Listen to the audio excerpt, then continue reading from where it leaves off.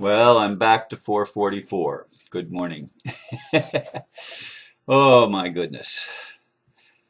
I actually been awake for a while, although when I woke up at between 12 and 12:30, I thought, "Oh my goodness." But I was able to fall back to sleep, allowing me to sleep until between 2:30 and 3.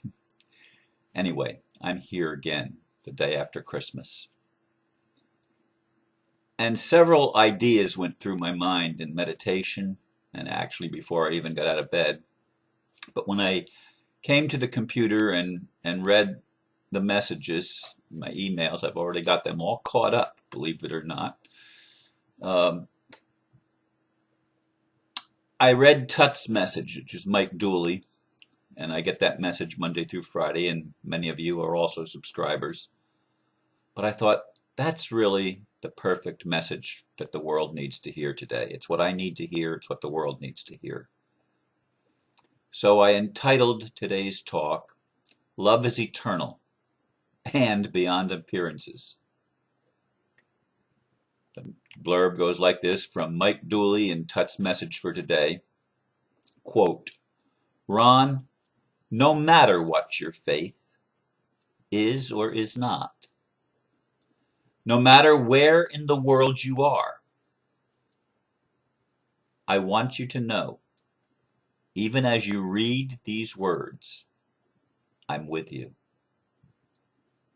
Behind the eyes of every child and in the melody of every song, I'm the glimmer in the ice crystals, the rays in the sun, and the stars at night. And with each smile you see, every hug you receive, and every laugh you hear, I'll be there reaching out through another with blessing and good wishes. And all of this because I love you, because I've always loved you, and because I always will. And because this has been true and will be true every day of your life, holidays or not. Tally ho ho ho in the universe. Thank you, Mike Dooley, for that message that you've sent to all of us, and you continue to warm hearts day by day, 5 days a week, week in and week out. And I try to do the same thing 7 days a week, week in and week out.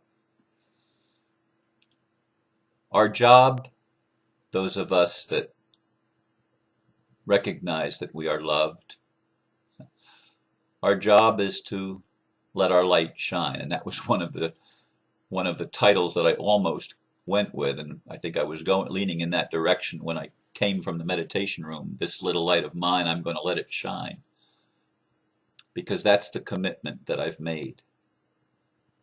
I realized that before I was even born, I agreed to come at this time to spread a message of hope and good cheer, to tell people as much as I know it, the truth of what we're dealing with on this planet and in this world, to learn oftentimes through very difficult circumstances what other people go through by going through similar things myself. And in more recent years, since reading the Anastasia book, welcoming in the energies of the collective consciousness, experiencing those feelings and emotions in my own body, in my own awareness, doing my best to transmute and transform the energies from destructive to creative.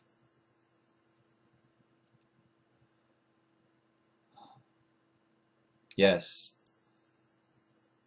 this has been not only my task, but the task of many around the world, who some label us as light workers or star seeds or other names.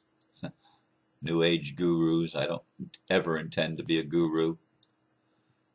And for those of you that say I claimed that there was going to be 3 days of darkness and starships were going to show up, oh, I'd like there to be something that triggers the changes that I long for, that the earth longs for.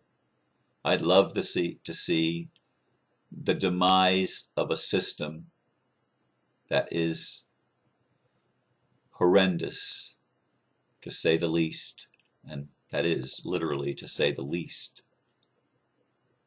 I'd love to see a world that has been run by psychopaths and sociopaths, a demonic energy almost, maybe not even almost, that sucks the very life out of people by creating fear and creating guilt and creating shame and blame and all sorts of negative emotions and negative experiences that the human race has had to suffer, enduring lifetime after lifetime.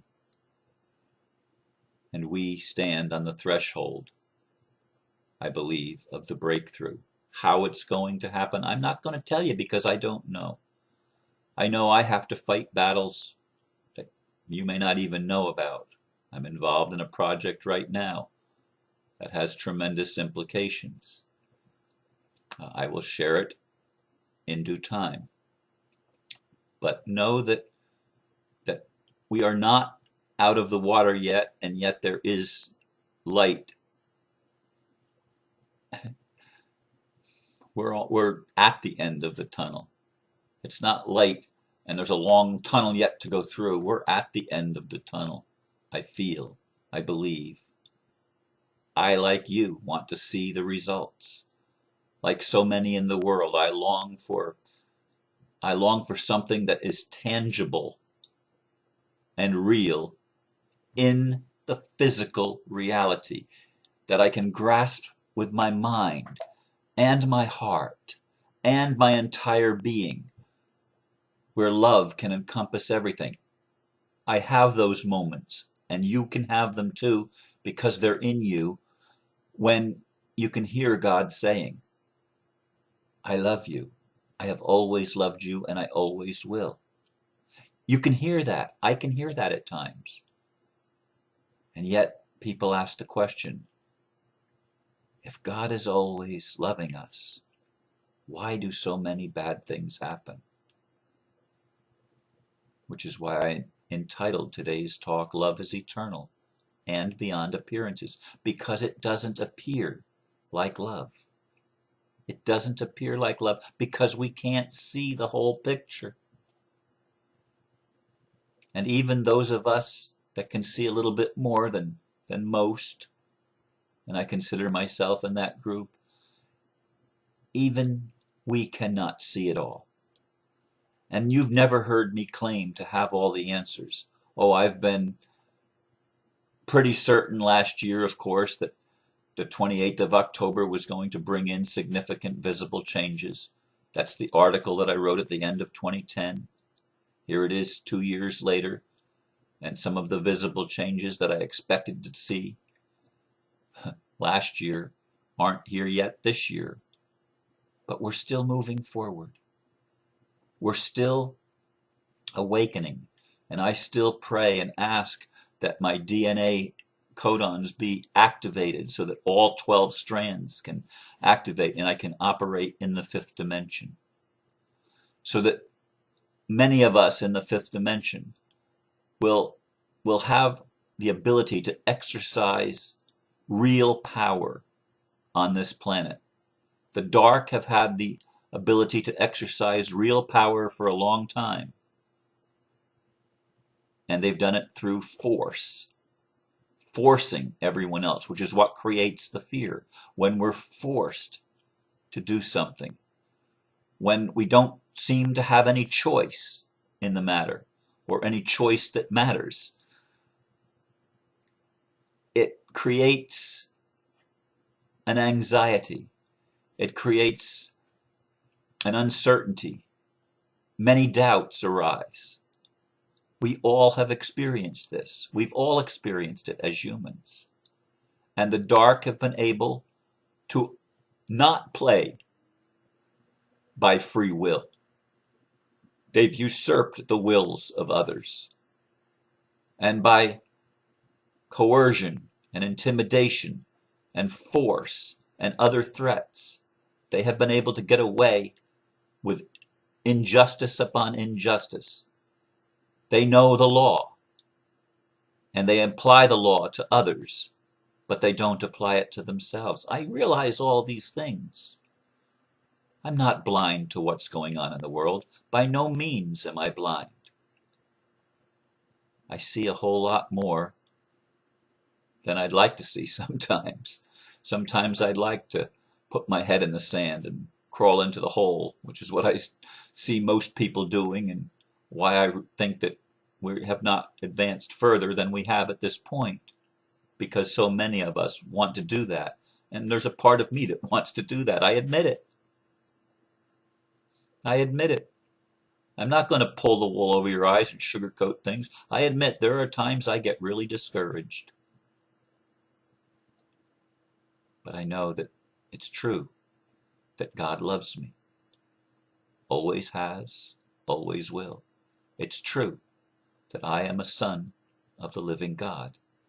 It's true that I recognize that each of us are children of the one God that created all things and works everything after the counsel of his own will and her own will.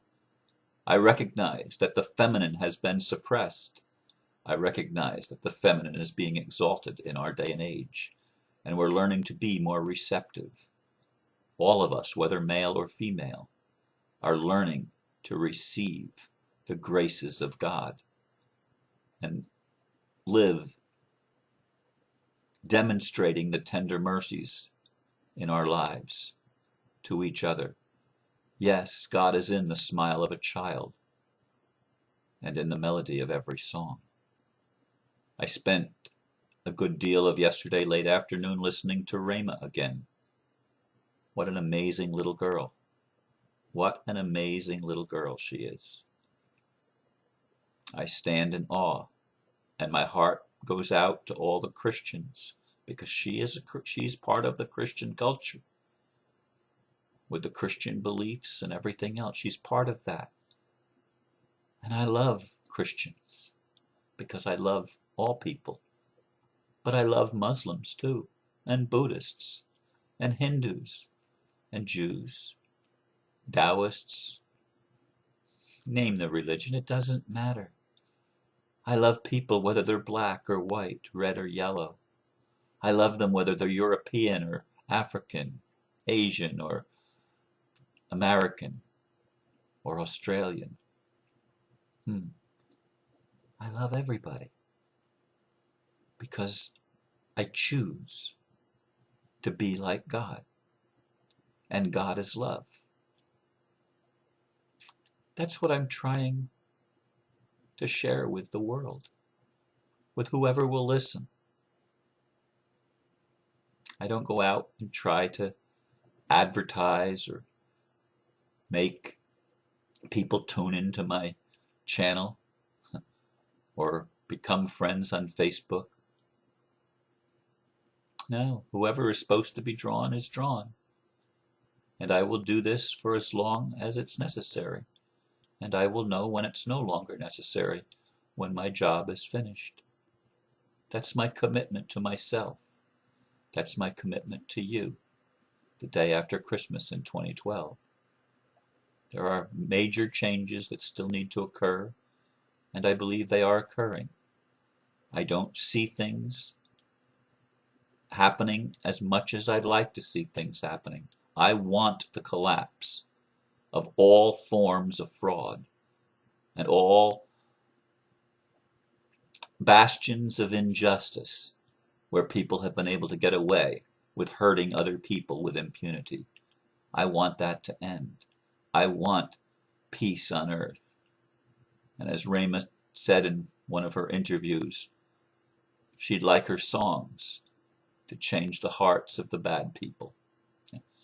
Oh yeah, I'd like that too, Rama. I think the inner child in each of us wants to see that. We want to see the hearts of those that do evil changed. Or if they still have to exercise evil, let them go somewhere else and do it.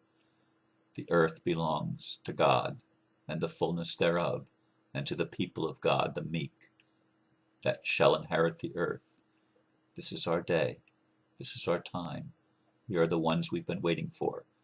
And God's love works in us and through us to transform us to the people that we're intended to be. Thank you once again for listening, and I trust that you will have a good day today. Namaste.